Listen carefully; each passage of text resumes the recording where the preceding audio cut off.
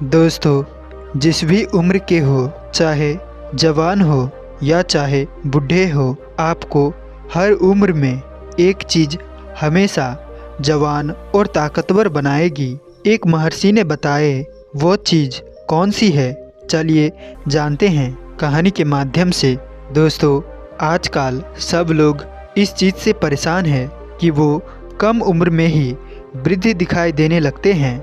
उनके सिर के बाल सफ़ेद हो जाते हैं, चेहरे पर झुर्रियाँ आ जाती हैं, उन्हें विभिन्न प्रकार की बीमारियां हो जाती है, मोटापे के शिकार हो जाते हैं। तो आखिर इन सब की कारण क्या है और हम लंबे समय तक जवान कैसे रह सकते हैं? आज इस वीडियो में आपको 150 साल तक जवान रहने का रहस्य पता चलेगा। एक समय की बात है, एक आयुर्वेद के महान ऋषि, जो कि आयुर्वेद के बहुत बड़े ज्ञाता थे, वो अपने आश्रम में अपने शिष्यों के साथ रह रहे थे। वहीं पर उन सभी को उपदेश दे रहे थे। तभी उनके पास रामू नाम का युवक आता है। उसकी उम्र लगभग 19-20 साल की थी, लेकिन कोई उसे देखकर ये नहीं कह सकता था कि इसकी उम्र अभी 19-20 साल ही है। वो दिखने में लगभग 50-60 साल का लग रहा था। वो गुरु के पास आता है, उनसे बोलता है कि गुरुदेव, आपके बारे में मैंने बहुत सुना है। आपके पास ऐसा मंत्र है जिससे कोई भी व्यक्ति वापस जवान हो सकता है। मेरी उम्र लगभग 19-20 वर्ष है, लेकिन मेरे बाल सफ़ेद हो गए हैं, चेहरे पर झुर्रियाँ आ गई है, मेरी त्वचा रूखी रूखी नज़र आती है, किसी भी काम में मेरा मन नहीं लगता है, मैं थका थका सा महसूस करता हूँ, मुझे आलस आता है। हे गुरुजी, आप मेरी मदद कीजिए, अन्यथा मैं जल्दी ही इस दुनिया से विदा हो जाऊँगा। गुरुजी, रामू की पूरी बात ध्यान से सुनने के बाद गुरु ने उससे कहा, मेरे पास ऐसा कोई मंत्र नहीं है, लेकिन हाँ, मेरे पास ऐसे नियम हैं जिन्हें अगर तुम अपने जीवन में अपना लिया तो तुम लंबे समय तक जवान बने रहोगे। तो तुम्हें थकान होनी बंद हो जाएगी, तुम्हें आलस नहीं आएगा, तुम्हारा त्वचा का जो चमक है वो भी आने लगेगी, तुम्हारे शरीर में ऊर्जा का संचार होगा, तुम्हारा शरीर भी मजबूत होगा, तुम्हारे दिमाग की क्षमता बढ़ जाएगी और तुम 120 साल की उम्र में भी 50 साल के लगोगे। गुरु की बात सुनकर वो युवक बोला, मैं हर नियम पालन करने को तैयार हूँ, आप मुझे बस वो नियम बताइए। तब गुरु ने उससे कहा कि बेटा, मैं स्वयं भी इन नियमों का पालन करता हूँ। आज मेरी उम्र करीब 130 वर्ष है और मैं अभी भी केवल 30 से 40 साल की ही दिखाई देता हूँ। मुझे कभी भी किसी भी प्रकार की कोई बीमारी नहीं हुई और आज भी मैं हर कार्य को आसानी से कर पाता हूँ। मुझे कभी थकावट नहीं होती है, कोई आलस्य नहीं आता है, हमेशा मैं ऊर्जा से भरा रहता हूँ। अब जो नियम मैं तुम्हें बताऊँगा उन्हें तुम ध्यान से सुनो और उनका पालन करो, अपने जीवन में लागू करो। अपने जीवन में आज से ही लागू कर देना। 1 महीने के अंदर अंदर तुम युवा और ऊर्जा से भरपूर हो जाओगे। फिर गुरु ने उस युवक को पहला नियम बताया और कहा कि बेटा, सबसे पहला काम तुम्हें ये करना है कि तुम्हें सुबह जल्दी ब्रह्म मुहूर्त में उठना है, यानी कि तुम्हें 4 से 5 बजे लगभग उठ जाना है। तुम्हें 4 बजे नहीं उठा जाता है तो तुम 5 बजे उठ जाओ। ब्रह्म मुहूर्त में उठने से तुम्हें दिव्य शक्तियाँ प्रदान होगी। उस समय जो भी तुम उन शक्तियों से मांगोगे वो तुम्हें अपने जीवन में जरूर मिलेगा। उस समय उठने से तुम्हारी बुद्धि तीव्र होगी। तुमने देखा होगा कि जितने भी महात्मा थे, जितने भी संत थे, जितने भी मुनि हुए, वो सभी जल्दी उठ जाते थे, तभी तो वो जो भी चाहते थे वो सब पाते थे। ब्रह्म मुहूर्त में उठने से तुम्हें दिव्य शक्तियाँ प्रदान होगी। उस समय जो भी तुम उन शक्तियों से मांगोगे वो तुम्हें अपने जीवन में जरूर मिलेगा। उस समय उठने से तुम्हारी बुद्धि तीव्र होगी। तुमने देखा होगा कि जितने भी महात्मा थे, जितने भी संत थे, जितने भी मुनि हुए, वो सभी जल्दी उठ जाते थे, तभी तो वो जो भी चाहते थे वो सब पाते थे। ब्रह्म मुहूर्त में एकदम शुद्ध हवा होती है जो कि हमारे शरीर के लिए बहुत ही अच्छा होती है। जब वो हवा हमारे भीतर आती है तो हमारे हर एक अंग को स्वस्थ कर देती है। दूसरा नियम जो तुम्हें ध्यान में रखना है वो ये है कि ब्रह्म मुहूर्त में उठने के बाद तुम्हें योग प्राणायाम करना है और योग प्राणायाम तुम्हारे शरीर को मजबूत और तुम्हें स्वस्थ रखते हैं। योगा करने से तुम्हारा शरीर मजबूत बनता है और प्राणायाम करने से तुम्हारा मन मजबूत होता है और मन प्रसन्न रहता है। और जिसका मन प्रसन्न रहता है उसका तन प्रसन्न रहता है और वो लंबे समय तक जवान बना रहता है।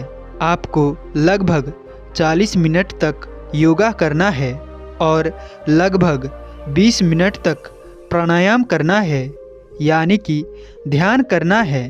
ध्यान आपको सभी प्रकार की चिंता तनाव से मुक्त रखता है। जो व्यक्ति चिंता और तनाव से मुक्त हो गया तो समझो उसके जीवन में खुशियाँ ही खुशियाँ है। चिंता और तनाव व्यक्ति को कम उम्र में ही बूढ़ा कर देती है, इसीलिए सबसे पहले इससे दूर रहो। इसके बाद गुरु तीसरा नियम बताते हुए कहते हैं, योग और प्राणायाम करने के आधा घंटा बाद सूर्य देवता की धूप लो। ऐसा करने से आपके शरीर में एक भी शक्ति की कमी नहीं होगी। 80 साल की उम्र छूने के बाद भी तुम्हें कोई रोग छू नहीं पाएगा। ये जो सूर्य की धूप है ये हमारे शरीर के लिए बहुत ज़रूरी है। अगर 3 दिन तक सूर्य ना निकले तो धरती मरना शुरू हो जाएगी। पेड़ पौधे, पशु पक्षी, जीव जंतु हर एक चीज़ सूर्य की ताकत से जीते हैं। हम जो ऑक्सीजन ले रहे हैं वो भी सूर्य की वजह से ही कर पाते हैं। हमारी हड्डियों में जान है वो भी सूर्य की वजह से ही है। हमारा दिमाग जो बहुत तेज़ी से काम करता है वो भी सूर्य की वजह से ही करता है। इसीलिए बड़े बड़े संत ऋषि मुनि सुबह उठकर सूर्य नमस्कार करते हैं, पूजा करते हैं। पूरी धरती इसी वरदान से पल रही है। जैसे आप अपने मोबाइल को चार्ज करते हैं, सूर्य आपको चार्ज करता है। ये आपके शरीर में शक्ति लाती है। लेकिन आजकल लोग धूप में जाना पसंद नहीं करते हैं। उनका कहना है कि हमारी त्वचा खराब हो जाएगी, हमारी त्वचा का रंग काला पड़ जाएगा। लेकिन सूर्य की वजह से ही हम सब हैं और हमारी खूबसूरती का जो राज है वो सूर्य ही है। सूर्य की वजह से ये दिमाग चलता है और आप इसी दिमाग से सोचते हैं कि सूर्य की धूप हमारे लिए नुकसानदायक है। लेकिन परमात्मा ने पहले से ही उसके ऊपर फिल्टर लगा कर भेजा है। जिस तरह की रोशनी की आपको ज़रूरत है उसी तरह की किरणें आपको सूर्य से मिलती है। हमारे पूर्वज सूर्य स्नान को महत्व देते थे, इसीलिए रोज़ाना आधे घंटे सूर्य की धूप लेना शुरू कर दो। आपको बीमारियां कभी नहीं होगी और आप लंबे समय तक युवा बने रहेंगे। इसके बाद गुरु चौथा नियम बताते हुए कहते हैं, अच्छा और सात्विक भोजन करो और भूख से थोड़ा कम खाओ। हमें भोजन में ज़्यादा से ज़्यादा फल और सब्जियों का इस्तेमाल करना चाहिए और कम मसालेदार चीज़ों को प्रयोग करना चाहिए, क्योंकि फल और सब्जियों को पचाने में मात्र 5 से 10 घंटे लगते हैं। वहीं अनाज को पचाने में 10 से 15 घंटे लग जाते हैं। लेकिन आजकल के लोग जो हैं वो सात्विक भोजन खाना भूल ही गए हैं। उनको सात्विक भोजन खाना पसंद नहीं है। वो जब देखे pizza, burger, chowmein, momo, dosa, idli ऐसी चीज़ें खाते रहते हैं जो हमें नुकसान पहुंचाती है। उनको ठूस ठूस कर खाते रहते हैं। जो चीज़ें वाकई में घास भूस है उनको तो वो खा रहे हैं, और जो चीज़ें हमारे स्वास्थ्य के लिए लाभदायक है उनको वो छोड़ रहे हैं। आपको पता है पिज़्ज़ा, बर्गर इनको पचाने में लगभग 8 से 10 घंटे का समय लगता है। और तो और कई बार हम लगातार इनको खाते ही रहते हैं तो ये हमारे पेट में पच ही नहीं पाते हैं, और फिर वो वहीं पर पड़े पड़े सड़ने लगते हैं। और जब ये सड़ने लगते हैं तो वहाँ पर बहुत सारे बैक्टीरिया उत्पन्न कर देते हैं, और फिर वो बैक्टीरिया हमारे पूरे शरीर में जाते हैं। जहर थोड़ा सा ही हो, लेकिन थोड़ा सा जहर आपको मृत्यु की शैया पर लेटा सकता है। जब हम 10 लीटर दूध में 1 बूंद ही दही डाल देते हैं तो पूरा का पूरा दूध दही में परिवर्तन हो जाता है। जो दही में बैक्टीरिया थे वो पूरे 10 लीटर दूध में मिल जाते हैं और 10 लीटर दूध को परिवर्तन कर देते हैं। वैसे ही थोड़ा सा खराब भोजन हमारे पूरे शरीर में फैल जाता है, जिससे आपको विभिन्न प्रकार की बीमारियां होती है और आप उम्र से पहले ही बूढ़े नज़र आने लगते हैं। ज़्यादा मसालेदार आहार खाने से किसी भी प्रकार की कोई ऊर्जा नहीं मिलती है, बल्कि ये खाना हमारी ऊर्जा को व्यर्थ कर देती है। क्योंकि जब हम ऐसा खाना खाते हैं, बल्कि ये खाना हमारी ऊर्जा को छीन लेता है। क्योंकि जब हम ऐसा खाना खाते हैं तो इससे खाने को पचाने में हमारी पूरी शरीर को ऊर्जा व्यर्थ करनी पड़ती है और हमें आलस आने लगता है। शरीर थका थका सा लगने लगता है। इसीलिए जितना हो सके सात्विक और हरा भरा भोजन करो, क्योंकि ऐसा भोजन में ऊर्जा होती है। इसे पचाने में आपके शरीर की ऊर्जा भी ज़्यादा व्यर्थ नहीं होता है, जिस वजह से आप ऊर्जा से भरपूर रहते हैं। और आपको एक बात और ध्यान में रखनी है, आपको भोजन करने का समय निर्धारित करना है। अगर आप शाम को 8 बजे भोजन खाते हैं तो अगली सुबह आपको 10 बजे ही भोजन करना है। ऐसा नहीं कर पाते हैं तो आप थोड़ी थोड़ी देर बाद, जब हम थोड़ी थोड़ी देर में कुछ खाते पीते रहते हैं तो हमारा पहले वाला भोजन तो पचता नहीं है और हम ऊपर से दूसरा डाल लेते हैं, जिससे फिर वो हमारे पेट में सड़ता रहता है। हमें किसी भी प्रकार का लाभ नहीं पहुंचता है।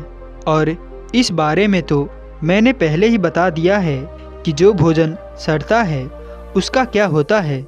इसीलिए भोजन करने के समय में अंतराल रखें। इससे आपका भोजन अच्छे से पच जाएगा और पेट में सड़ेगा भी नहीं। आपको भोजन उतना ही करना है जितना कि आपको आवश्यकता हो। ऐसा नहीं कि आपका कोई मनपसंद भोजन है तो आप उस पर टूट पड़े, आप उसे ठूस ठूस कर खा ले। याद रखना बेटा, जितना कम भोजन खाओगे उतना लंबा खा पाओगे, यानी उतना लंबे समय तक आप जी पाओगे। सड़ा गला भोजन करोगे, यानी पिज़्ज़ा, बर्गर, चाउमीन, मोमो, मसालेदार भोजन चीज़ें खाओगे तो जल्दी बूढ़े हो जाओगे और मर जाओगे। लेकिन फल और सब्जियां और सात्विक भोजन करोगे तो लंबे समय तक जीवित रहोगे और जवान रहोगे। फिर गुरु 5वां नियम बताते हैं। कहते हैं, रामू सुनो बेटा, ये नियम बहुत महत्वपूर्ण है, इसे ध्यान से सुनो। हमारे शरीर में 3 तरह के दोष होते हैं, वात, पित्त और कफ। जब वात बिगड़ता है तो शरीर में 80 से ज़्यादा रोग होते हैं। जब पित्त बिगड़ता है तो शरीर में 40 से 50 से ज़्यादा रोग होते हैं, और जब कफ बिगड़ता है तो शरीर में 25 से 30 रोग होते हैं, और जब वात, पित्त और कफ तीनों बिगड़ जाते हैं तो शरीर में 150 से भी ज़्यादा रोग होते हैं। यानी सर्दी जुखाम से लेकर कैंसर तक के सभी रोग आ जाते हैं, और जिसके शरीर में रोग रहते हैं वो तो जवान रह ही नहीं सकता है। लेकिन आपको इन तीनों दोषों से दूर रहना है तो इस नियम को ध्यान से सुनो। आपको खाना खाने के तुरंत बाद पानी नहीं पीना है। अक्सर लोग खाना खाते ही पानी पी लेते हैं, और कुछ तो खाना खाने बैठे ही नहीं, उससे पहले ही पानी पिएंगे, और खाना खाने के तुरंत बाद भी खूब सारा पानी पिएंगे। और कुछ तो ऐसे हैं, एक निवाला खाएंगे और एक निवाला पानी पिएंगे। लेकिन ये सभी तरीके गलत है, क्योंकि महर्षि वाग्भट कहते हैं कि भोजन करने के तुरंत बाद पानी पीना मतलब जहर को पीना है।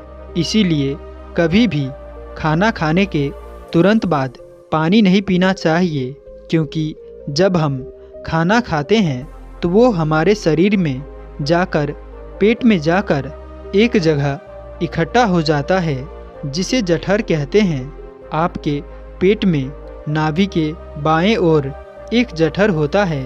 आप जितना खाना खाते हैं, रोटी, चावल, सब्जी, दूध, ये सभी वहाँ जाकर इकट्ठा हो जाता है। अब जठर में जैसे ही खाना इकट्ठा होता है तो उसमें आग जलती है, और उस आग को कहते हैं जठर अग्नि, और वो अग्नि खाने को पचाती है। वो अग्नि खाने को ऐसे पचाता है जैसे रसोई घर में अग्नि खाने को पकाती है।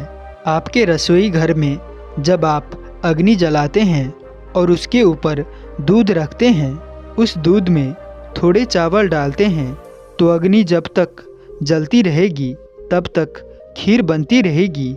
ऐसा ही पेट में होता है।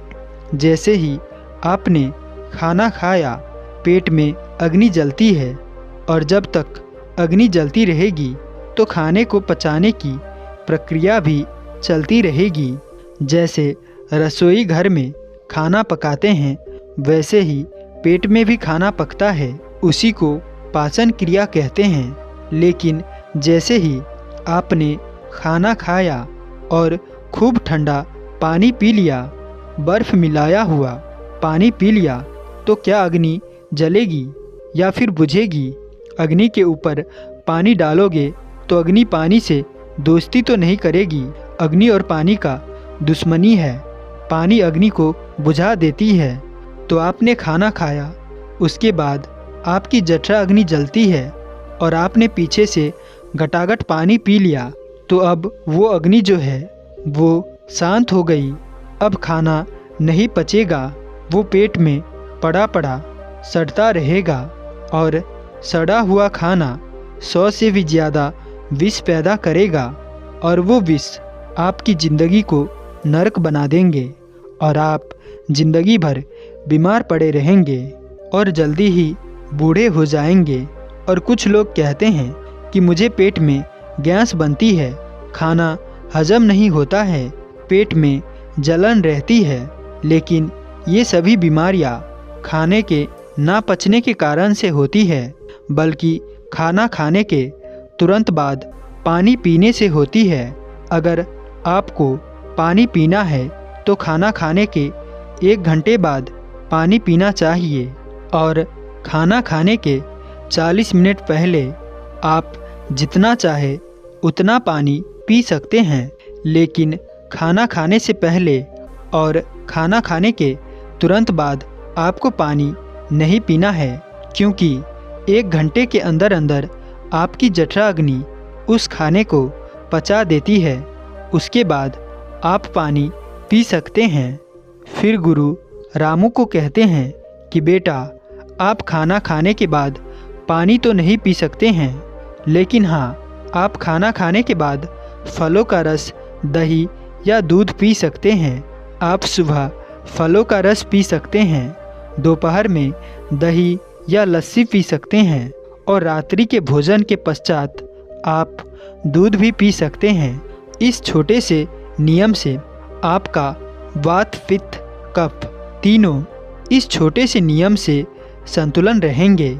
इसके बाद गुरु ने उस युवक से कहा कि बेटा, जब भी पानी को पियो तो हमेशा घूट घूट करके पियो। एक साथ पानी पीना बहुत गलत है, क्योंकि आयुर्वेद में ये भी कहा गया है खाना को पानी जैसे पीना चाहिए और पानी को खाना जैसे चबाकर खाना चाहिए।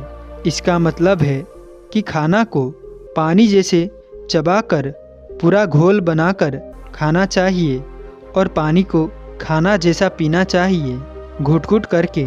क्योंकि जब हम घुट घुट करके पानी पीते हैं तो मुंह की लार पानी के साथ मिलकर पेट के अंदर जाती है और ये जो मुंह की लार होती है वो क्षारीय होती है और पेट में हमेशा अम्ल बनता रहता है।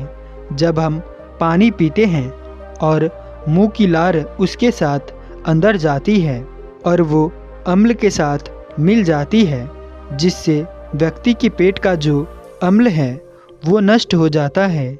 उसे एसिडिटी नहीं होती है, पेट में जलन नहीं होती है और उसे गैस भी नहीं बनती है। और जिनके रक्त में अम्ल नहीं होती है उनका वात, पित्त और कफ तीनों का हमेशा संतुलन बना रहता है। इसीलिए हमेशा घुट घुट करके पानी को पीना चाहिए। जानवर, जीव जंतु भी घुट घुट करके पानी पीते हैं। कुत्ता पानी को चाट कर पीता है, बिल्ली पानी को चाट कर पीता है, शेर, जानवर, पशु पक्षी सभी पानी को घुट घुट कर पीते हैं। उन्हें कोई भी डायबिटीज नहीं होती है, कोई अर्थराइटिस नहीं होता है, कोई पक्षी ओवरवेट नहीं होता है, वो सब स्वस्थ रहते हैं। लेकिन उन पशु पक्षियों को ये कौन सिखाता है?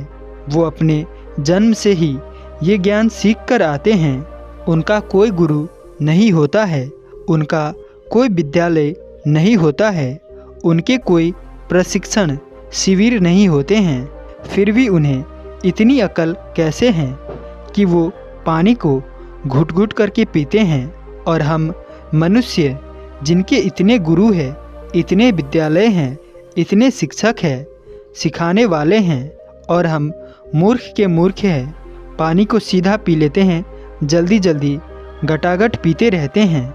फिर गुरु उस युवक रामू से कहते हैं कि चाहे कितना भी प्यास क्यों ना लगे, लेकिन कभी भी ठंडा पानी नहीं पीना चाहिए, क्योंकि हमारा पेट वो गर्म रहता है और जब हम ठंडा पानी पीते हैं तो हमारे पेट में झगड़ा शुरू हो जाता है। या तो पेट पानी को गर्म करे या फिर पानी पेट को ठंडा करे। और अगर पानी ने पेट को ठंडा कर दिया तो पेट के ठंडे होते ही आपका हृदय ठंडा हो जाएगा और हृदय के ठंडे होते ही मस्तिष्क ठंडा हो जाएगा और मस्तिष्क के ठंडे होते ही आदमी ठंडा और आदमी के ठंडे होते ही राम राम सत्य। अगर आपको ठंडा पानी पीना है तो आप मिट्टी के घड़े का ठंडा पानी पी सकते हैं। इसके बाद गुरु रामू को छठा नियम बताते हुए कहते हैं कि जीवन में हर तरीके के नशे से दूर रहो, चाहे फिर वो बीड़ी हो या तंबाकू, शराब, सब चीज़ें आपके शरीर में जहर का काम करती है। ये आपके शरीर को अंदर से धीरे धीरे खोखला करती रहती है, जैसे दीमक एक पेड़ को अंदर से खोखला करती रहती है। वो पेड़ बाहर से तो बहुत सुंदर दिखाई देती है, लेकिन अंदर ही अंदर कमज़ोर हो जाता है। फिर एक दिन उसे हवा के झोंके गिरा जाता है।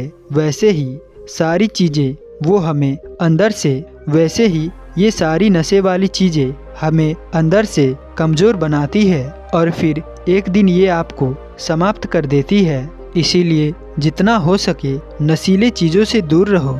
फिर गुरु युवक को कहते हैं कि बेटा, अगर तुमने इन 6 नियमों का पालन 1 महीने तक भी कर लिया तो 1 महीने के अंदर ही अंदर तुम्हें तुम्हारे भीतर परिवर्तन दिखना शुरू हो जाएगा और कुछ ही दिनों में तुम स्वस्थ और जवान हो जाओगे और हमेशा जवान बने रहोगे। चेहरे की चमक आसानी से और सरल तरीके से बढ़ जाएगी।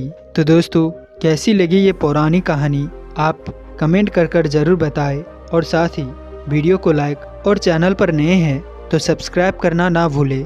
तो सब्सक्राइब करें और साथ ही हमारे साथ अंत तक बने रहने के लिए मैं किशन शर्मा आप सभी का दिल से बहुत बहुत धन्यवाद करता हूँ। तो चलिए मिलते हैं ऐसी किसी और नई शीर्षक के साथ। तब तक के लिए अपना ख्याल रखें। धन्यवाद।